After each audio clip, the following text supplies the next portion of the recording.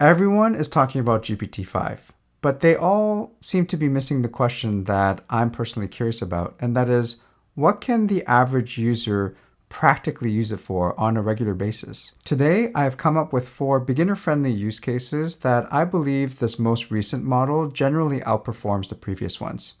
Let me show you what I mean. If you haven't already noticed, when you log into ChatGPT, you'll notice that on the top left corner that it shows GPT-5. But when you click on that, you'll notice that previously you had a long list of other models that were available to you, but now you just have GPT-5 models. And that's because one of the changes that were made with GPT-5 is that it's just one model that will decide which model to use to optimize for the prompt that you gave it or the request that you've made for it. Now, for the average user, that seems to be convenient for people who may not know which model actually to select to get the best results. Now, what they have done, if you are on a paid version, you'll notice that under the legacy models, you are able to access some of the previous models that were available to you. Not only that, if you go under your name here, go under settings and under general, you can see that you have show additional models available to you. So if you click that on and then now go back to ChatGPT under legacy models, you now have access to other previous models as well, in case that you want to be using those previous models before ChatGPT 5 was released. Now, keep in mind, this is only available for people who are on the paid versions. One of the things that I wish GPT could do for me before was to go through my Google Calendar and find available time slots for me to work on my YouTube channel or book appointments for my dentist and so forth. But it wasn't able to read my calendar very accurately, so I took a picture of it and sent it as a prompt as an image. But now with GPT-5, I'm able to connect my Google Calendar and it's able to read it quite accurately. And on top of that, I asked it to look through the website for a massage therapy session and see where we're both available. As you can see on my screen here, I've already asked ChatGPT to look at my Google Calendar and find an available time to book a massage therapy session at this website. So what it's doing is it's looking at my Google Calendar and simultaneously looking on the website to see when there's a time that I'm available and when they're available as well for me to be able to book a massage therapy session. Now, as you can see, this could be very useful for any kind of appointments that you can do online, like dentist appointments or eye appointments, medical appointments, and so on. Now you can see that after 30 seconds, it has come up with available times, dates and times that I'm free, and also there's an available time slot for a massage therapy session, which I thought was very useful. Now, when it comes to scheduling, you can probably ask GPT to be able to find multiple things at the same time, like I want to book a massage therapy session, a dentist appointment, and a medical appointment, and to be able to find all the available time slots that I have that also coincides with the respective people that I want to book with. With the most recent model, it was able to read my Google Calendar accurately and be able to find the correct time slots that I was available, along with when the massage therapy sessions were also available. Now, if you want ChatGPT to be able to connect to your Google Calendar, what you just need to do is go under settings here under your name, and then you would click on what shows as connectors. And you'll see that there are several browsers that you can, or several apps that you can connect with. And you have the option of connecting to your Google Calendar or Google Drive and Gmail so that you can give it access to these accounts for them to be able to read your Google Calendar. We live in an amazing time where we have powerful tools like AI to help us with our day-to-day life, reduce redundant work, and automate workflows in a matter of minutes. So let me introduce you to this incredibly powerful 2-day AI mastermind happening this weekend on Saturday and Sunday.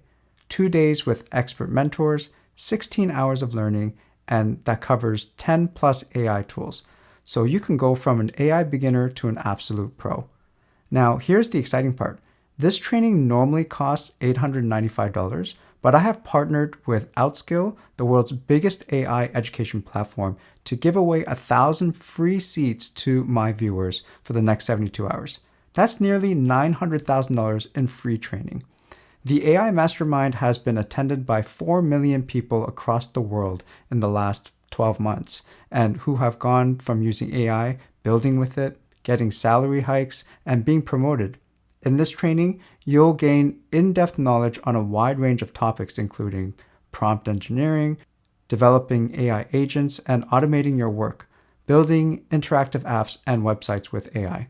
Whether you're from HR, marketing, sales, or running your own business and freelancing, people from all backgrounds showed up and they absolutely loved it. So make sure your calendars are cleared for this weekend. The training is scheduled for the coming Saturday and Sunday, 10 a.m. to 7 p.m. on both days. And if you sign up using the link in the description, you will also get bonuses worth $5,000. So grab your free seats today before it expires. Thank you, Outskill, for sponsoring this video.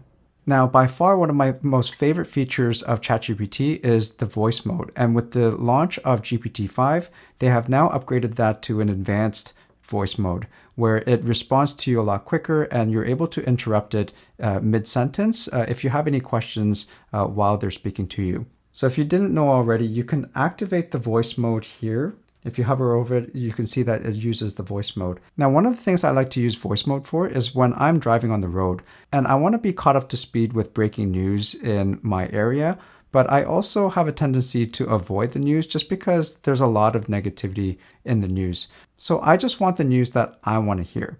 So I asked ChatGPT through voice mode to be able to just listen in on the most breaking news of that day, whether it's sports or weather or business, just the topics that I'm interested in. So that way you're able to get a personalized news feed while you're driving and get caught up to speed on just the topics that you're interested in. Can you update me on the most recent news on tennis that happened in Toronto, along with the weather that I'm expecting today? So a little tennis update first. Ben Shelton just grabbed his very first ATP Masters 1000 title right there in Toronto, beating Karen Khachanov in a 3-set final. Pretty big moment for him.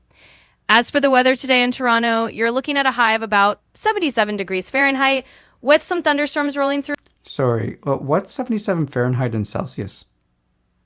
Sure thing. 77 degrees Fahrenheit is about 25 degrees Celsius. So it's a pretty warm day. Just a bit stormy. Okay. Can you tell me, you said he won in 3 sets. Which sets did he actually win? Absolutely. So in that final match, Ben Shelton lost the first set in a tiebreak 6-7.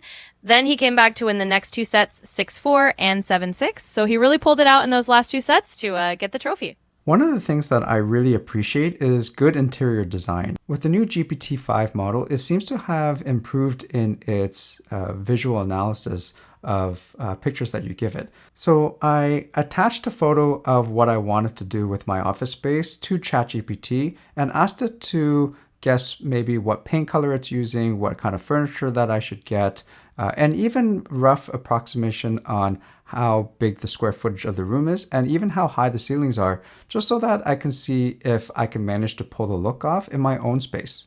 So let's see what it says. So very quickly, you're going to be able to see that it has identified a paint color from Benjamin Moore and furniture as to where I can buy certain furnitures and chairs and shelves and accessories, and even estimates the dimensions of the room like I asked it.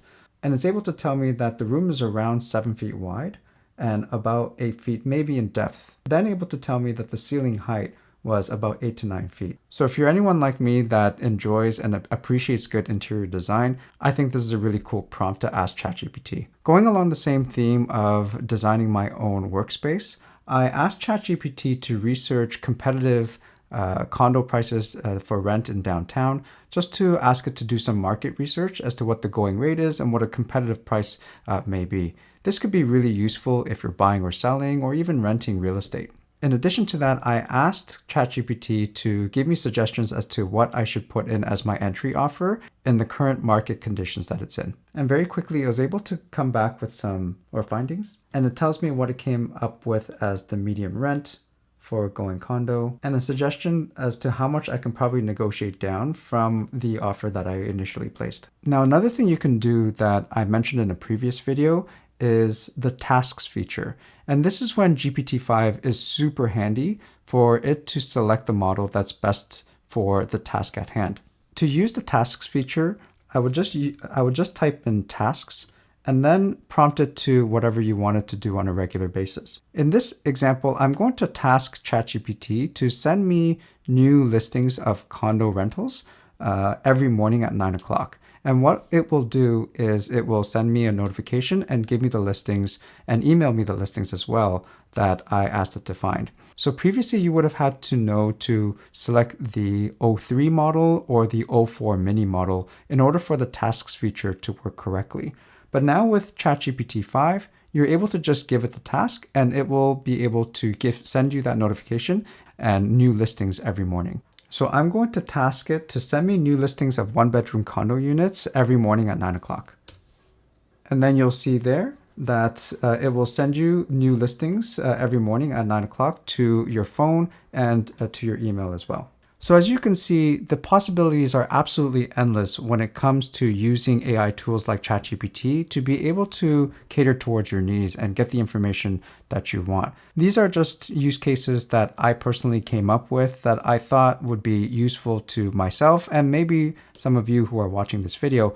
But if you have any other tasks that you want to try using AI for, I encourage you to try it and just experiment to see how well it does in doing the thing that you want it to do. And I'm really curious to know what practical use cases that you personally use AI for, like ChatGPT, to do your everyday tasks. Thank you for your time today and watching this video, and I hope to see you in the next one.